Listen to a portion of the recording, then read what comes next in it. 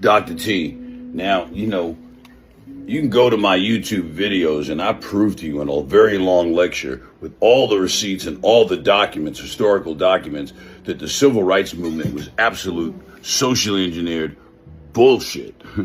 I mean, every time I think about what they did to people, man, you want to whip somebody's ass, to manipulate people to that degree, give somebody a total fake ass history. But they warned us. Every time the people need a hero, we'll give them one. So, but we didn't listen to that shit.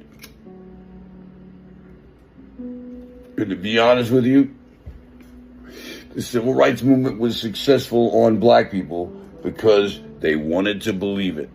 They wanted to believe it. If they didn't want to believe bullshit, they wouldn't believe it. Black people like to believe bullshit. Anything for to raise the ego, anything to make them feel good. They don't care if it's true or not.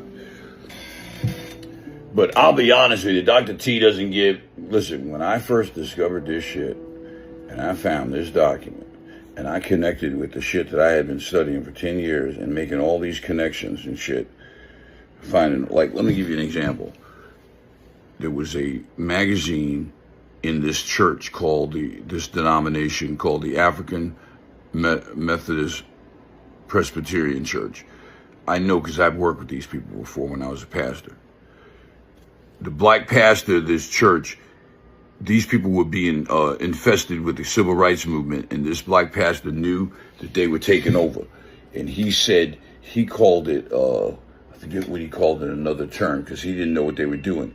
But he had the recorder, he had a magazine in the recorder. And after the social engineers took over, I found out they wrote that saying, "Sticks and stones may break my bones, but names will never harm me." That was from social engineers.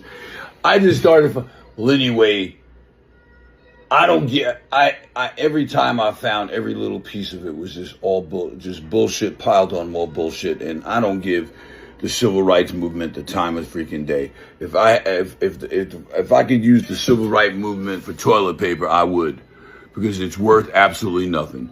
And they use that shit in our laws. They're using it constantly, and all it's doing is destroying the 90% of the black race. Look, if the civil rights movement was so tremendous in helping us, then why can't our black kids read at 75%? Look, I don't want to hear the bullshit.